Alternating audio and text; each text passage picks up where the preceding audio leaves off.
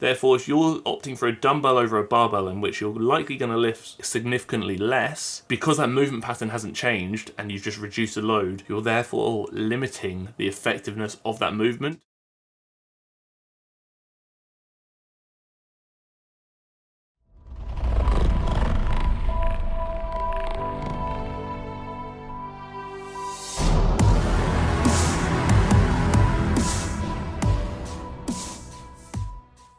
I must be honest, I've let you all down. I've failed you all. I ordered a hat for the video, obviously, as you do, and it was meant to arrive yesterday, but it hasn't arrived yet, so I don't actually have a hat for this video. So please forgive me. Although, that being said, I did put on a Hello Kitty t-shirt instead, because maybe not quite as good as a hat, maybe it'll suffice for now, you know. What's occurring is we actually have a new channel and a new name that I've recently discovered. I say recently discovered, it was actually suggested on the Google Forms video suggestion recommendations idea sheet, which is always linked in the description. So if you have any video ideas or bits and bobs you want me to cover, drop it down in there and I add it to the video idea list for the future. And that name is Leana Deeb, which like I say, is a new name for me. It's also something I haven't really spoken a mass amount on, which is full body workouts. So at the end of this video, there will be like a full body workout template or example that you can follow if you would like to structure your full body days in a similar way to how I would structure them. But before we do the video, or while we're doing the video now, but before we crack on with the rest of the video,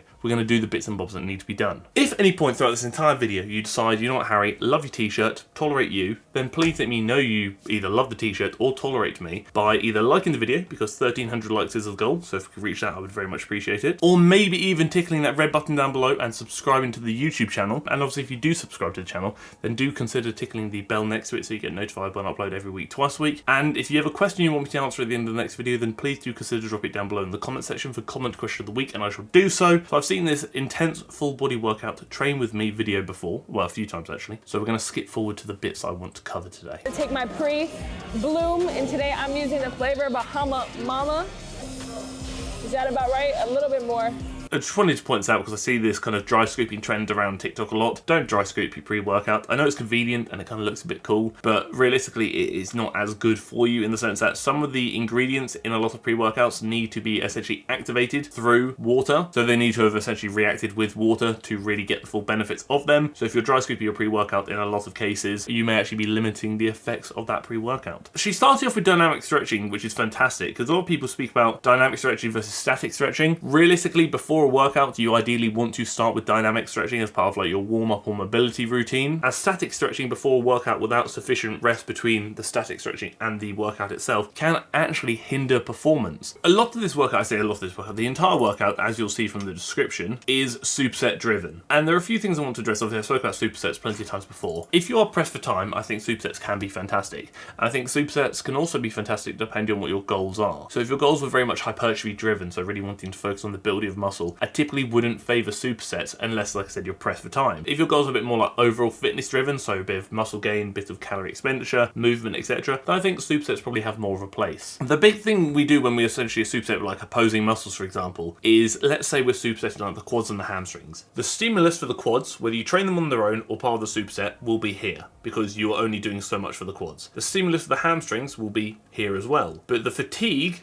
will be up here. Whereas if you were to just train the quads, fatigue would be here. But now you've added in training another muscle group, being the hamstrings, the fatigue goes up, but stimulus per muscle is pretty level. Whereas if you were to do two quad movements back to back, let's say a shortened position dominant movement, then a lengthened position dominant movement, because you are doing two of those quad movements, that stimulus for the quads is no longer going to be here, it's going to be up here, therefore yielding a better stimulus to fatigue ratio. So with supersets, typically if you are going to do them, I would usually favour two movements of the same muscle group, just in different positions, or like I said, if you are pressed for time, then you can essentially superset wherever you want to superset. Well, a couple of things to address is, first of all, it's a dumbbell only workout. I note that, I acknowledge that, so I will give my opinions on that shortly. And also the other thing is, Leana is actually recovering from injury. I'm unsure what the injury is, but she says she is recovering from injury, so I'm noting that. So how she's actually running this isn't actually too bad in the sense that she's running the hip thrust first, which is a shortened position dominant glute movement, followed by this squat variation, which is going to be a bit more lengthened position dominant for the glutes. That kind of aligns with what I said earlier about about kind of shorten position first, lengthen position second when looking at like two movements of the same muscle group. But the hip thrust itself is a fantastic movement. So we know that the glutes especially tend to perform really well in shortened positions. So doing movements like the hip thrust really aligns very, very well with the kind of favored means of training the glutes. So hip thrusts are a big yes. I'm unsure the reasoning behind it being a dumbbell only workout, but when you are doing like a hip thrust with dumbbells only, you've got to consider dumbbell hip thrust versus a barbell hip thrust. How has the movement pattern actually changed?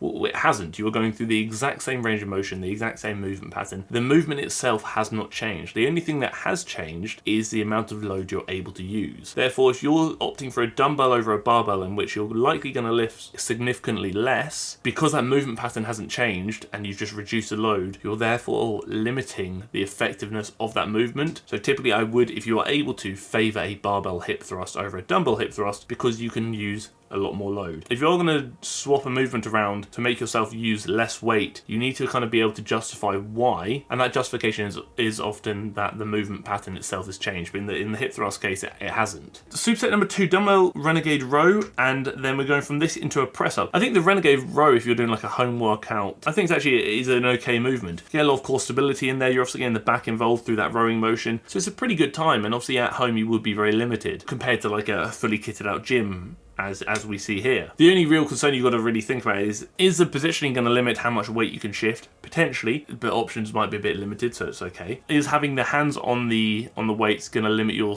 stability? Which is actually kind of relevant to the second half of this superset, being the push-ups. Push-ups on the hands, fine, but when you're on the dumbbell, there is a concern of, are the dumbbells going to move? Is it going to be a bit wobbly? Is your stability going to be limited? Therefore, making this movement harder without, again, changing the movement pattern itself. So if you do find that dumbbell push-ups are not very favourable for you, or you find like you're a bit wobbly and a bit unstable, then don't be afraid to drop the dumbbells and go straight down to the hands on the floor. Although arguably I find personally doing push-ups where I can maintain a more neutral wrist positioning, i.e. on my knuckles, I find that to be a lot more favourable for my wrists, because I find if I do regular push-ups with obviously the open palm, it just doesn't feel very nice on my wrist. It's not a very nice position for me to be in personally, but again, you may be fine. It's preference, so I can understand that being on the dumbbells could put you in a better wrist positioning, but again, at the cost of stability, only you can figure out if that cost is worth it for you, as some of you may not have any stability issues with it. So our third superset, and the final superset actually, RDL squat to dumbbell shoulder press, following dumbbell crunch into punch. I'm not a massive fan of combo movements, especially when considering the realm of hypertrophy, but I feel like they do have more of a time and a place if you are kind of thinking about, just like I said, overall fitness, maybe getting your heart rate up, burning a few more calories, maybe a bit limited for time, so you want to try and get more into a condensed session, whilst also looking to build some muscle as well. So if you're kind of like trying to tick a lot of boxes rather than optimize one goal, I think they probably do have a lot more of a time and a place. But again, personally, for my preference, due to how technical squatting and RDLing is, I feel like it's almost better to do them separately, as I feel like at some point your lower back may absolutely blow and you're really going to struggle to maintain correct positioning, therefore potentially increasing the risk of injury whilst also potentially reducing the effectiveness of the movements you've chosen. Realistically, you can probably RDL more than you can shoulder press. By default, one of these movements is going to be limited, and that movement is likely going to be the RDL, because you're going to have a lot more in the tank when doing the RDL than you are when doing the shoulder press. For the sake of adding a combo movement, it takes away the effectiveness of some parts of the movement and also the emphasis of some of the muscles you're looking to target. So something really ends up getting neglected, which is not ideal. And then it's into this crunch into a punch movement. The big thing you need to focus on is kind of reducing the distance between your sternum and your pelvis, which is primarily done through this kind of first half here. This additional like sit-up portion isn't really going to provide vast amounts of additional benefit to the ab movement, as the distance has already been closed previously. As you come up, you're no longer closing that distance, you're merely just kind of shifting into a more upright position, but the distance, like I said, between your sternum and the pelvis is going to be consistent now. You're not going to get any closer. And like I said, when looking at ab movements, we really want to try and close that gap. Well, I think the crunch is a very underrated movement for abdominal development. Again, with the abs it's a bit different, because obviously you can look at like train them in a hypertrophy manner to almost build the abs. You can also look at like strengthening, you can also look at like stabilizing. There's so many ways of essentially effectively training that area. It's pretty interesting. But when looking at just the basic function of the abdominal region, I think the crunch is a bloody good movement, although it is a movement I often see being done incorrectly. If done correctly, it's simple, it's effective, and it's bloody solid.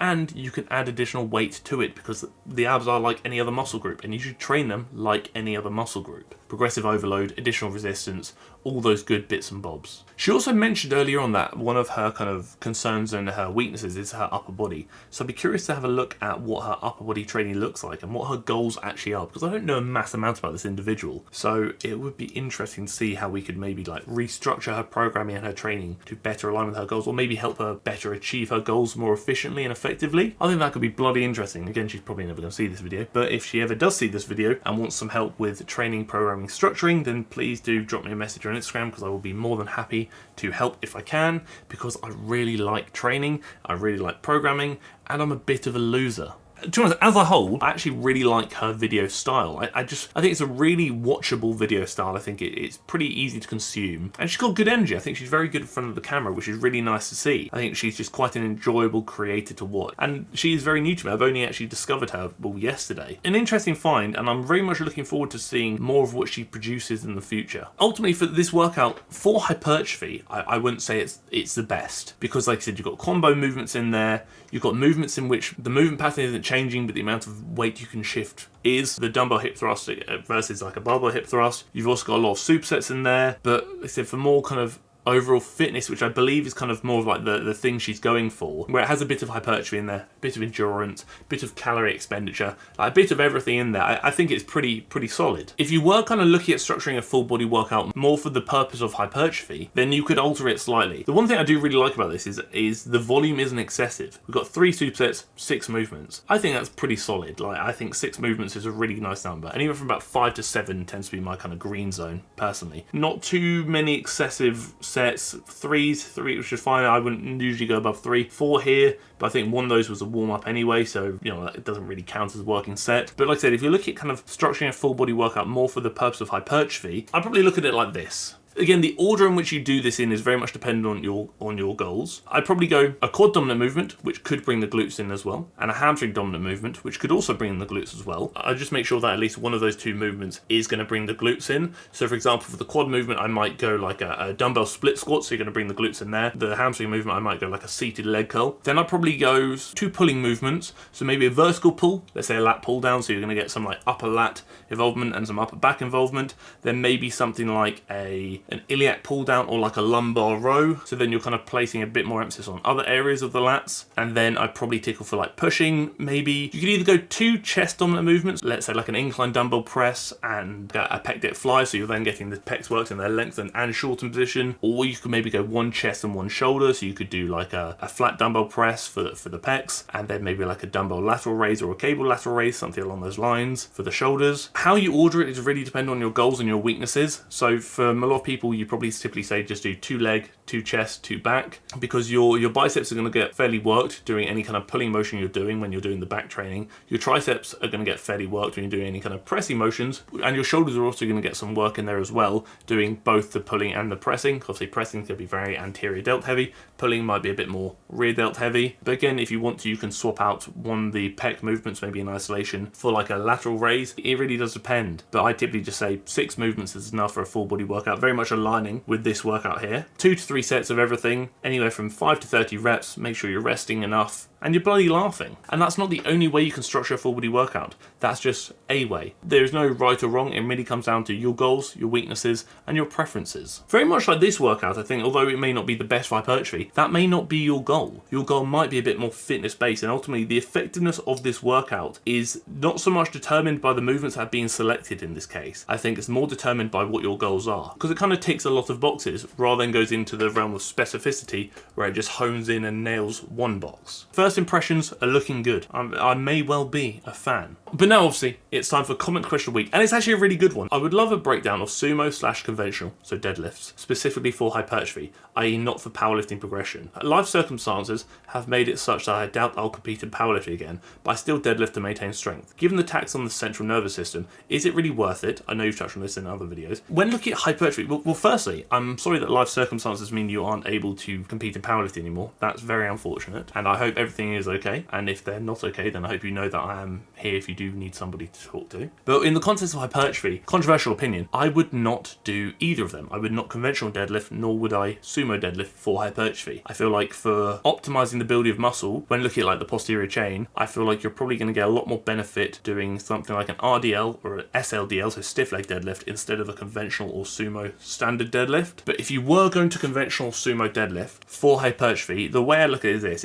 is sumo, due to the wider stance, upright torso and all that good stuff, you're typically going to bring a lot more of the adductors in there, so the inside thigh muscles, and also the quads, due to potentially additional knee flexion. Then you flip around to the conventional deadlift. Again, you are still bringing the quads into it, probably bringing the quads into it a lot more than a lot of people think, and the hamstrings into it a lot less than people think. And because obviously you're not going to be as upright, you'll be a bit more bent over, you're going to bring in the lower back a lot more as well. Sumo, adductors and quads. Conventional, maybe less quads, but still quads. Lower back, probably less hamstrings than you think. Oh, and the conventional deadlift is going to be better for the glutes than the sumo deadlift, but the RDL is going to be better for the glutes than the conventional deadlift. So it really depends on your goals. If you're deadlifting for the sake of hypertrophy, I would definitely consider either the RDL or the stiff leg deadlift instead. That is it. That is a video. Like I said at the start of the video, if you like the video, then please let me know you like the video by liking the video. 1,300 likes is a goal, so if we could reach that, I would very much appreciate it. If you haven't already, please do consider clicking the red button down below to subscribe to the channel, and maybe even the bell next to it so you get notified when I upload every week, twice a week. And if you too have a question you want me to answer at the end of the next video, then please drop it down below in the comment section for comment question of the week, and I shall do so. Thank you for tolerating me. Thank you for tolerating the fact that I swapped a hat for a Hello Kitty t-shirt. I hope it sufficed. And thank you for tolerating the video.